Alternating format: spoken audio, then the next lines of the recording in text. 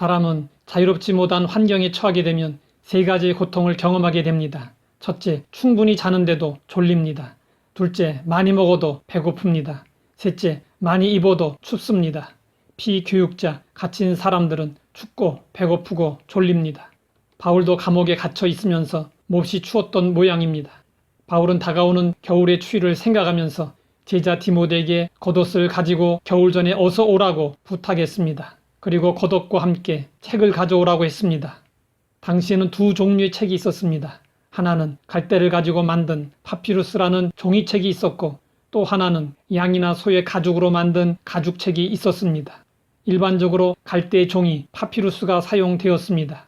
가죽 종이는 값이 비싸기 때문에 귀중한 내용들을 기록할 때 사용되었습니다. 바울이 말하는 가죽 종이에 쓴 책은 구약 성경을 의미합니다. 지금 남아있는 고대 성경의 사본들은 거의 대부분 가죽 종이에 쓴 것들입니다.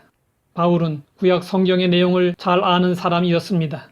그리고 신약 성경의 절반을 쓸 만큼 예수님의 말씀을 잘 적용하는 사람이었습니다. 그야말로 걸어다니는 성경이었습니다. 그런 바울에게 왜 성경이 필요했을까요? 바울에게도 기록된 말씀이 필요했다는 것입니다.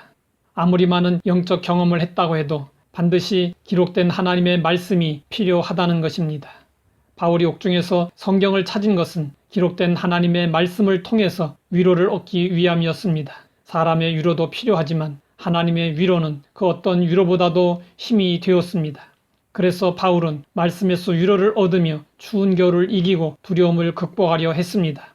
그런데 오늘날의 문제는 성도들이 말씀을 가까이 하지 않는 것입니다. 아모스 선지자 당시에 이스라엘 백성들이 그랬습니다. 그래서 아모스는 탄식하며 말했습니다. 주 여호와의 말씀이니라. 보라 날이 이를지라. 내가 기근을 땅에 보내리니 양식이 없어 주림이 아니며 물이 없어 가람이 아니요 여호와의 말씀을 듣지 못한 기갈이라. 말씀을 듣지 못한 기갈은 말씀을 들어도 마음에서 깨닫지 못하는 영적 둔감 상태를 의미합니다.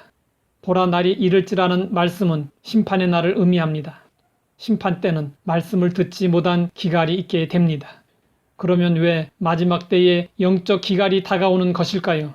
영적 기갈이 다가오는 것은 죄에 대하여 무감각하기 때문입니다. 또 영적 기갈이 다가오는 것은 하나님의 말씀에 관심이 없기 때문입니다. 사람들의 마음이 교만하고 강팍해지면 하나님의 말씀을 들으려 하지 않습니다. 우리도 자칫하면 이런 세상 분위기에 휩싸일 수 있습니다. 하나님의 말씀의 가치를 알고 소중히 여겨야 합니다. 갓난아기들 같이 순전하고 신령한 젖인 하나님의 말씀을 사모해야 합니다. 하나님의 말씀을 사모한다는 것은 어떤 것일까요? 맥카트니 목사님은 미국 필라델피아와 피츠버그에서 40여 년 동안 목회를 하고 1953년에 은퇴, 1957년에 소천했습니다. 그가 활동할 때 사람들은 그를 향하여 미국 개혁주의 설교의 아버지, 설교의 황제라고 불렀습니다. 맥카트니 목사님이 겨울이 되기 전에 어서 오라는 제목의 설교를 했습니다.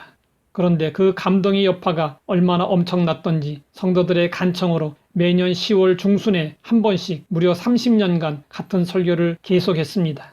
그리고 그 설교가 행해질 때면 미국 전역에서 비행기 편으로 모여들어 인산인해를 이룰 정도였습니다. 아무리 대단한 설교라 해도 같은 설교를 30년 동안 듣고 또 들었던 성도들이 정말 대단합니다. 성경은 말씀하고 있습니다. 주의 말씀은 내 발의 등이요 내 길의 빛이니이다. 하나님의 말씀은 우리 앞길을 밝혀주시고 인도해 주십니다. 어둡고 추운 인생의 고난이 다가올 때 우리는 더욱 하나님의 말씀을 가까이 해야 합니다. 하나님 아버지, 어려울 때 위로해 주시고 힘을 주심을 감사합니다. 기온이 떨어지면서 마음까지 추워지고 있습니다. 하나님의 따뜻한 위로가 필요합니다. 하나님의 말씀을 가까이 할 때 말씀으로 위로해 주시고 승리의 길로 인도해 주옵소서. 예수님의 이름으로 기도드립니다.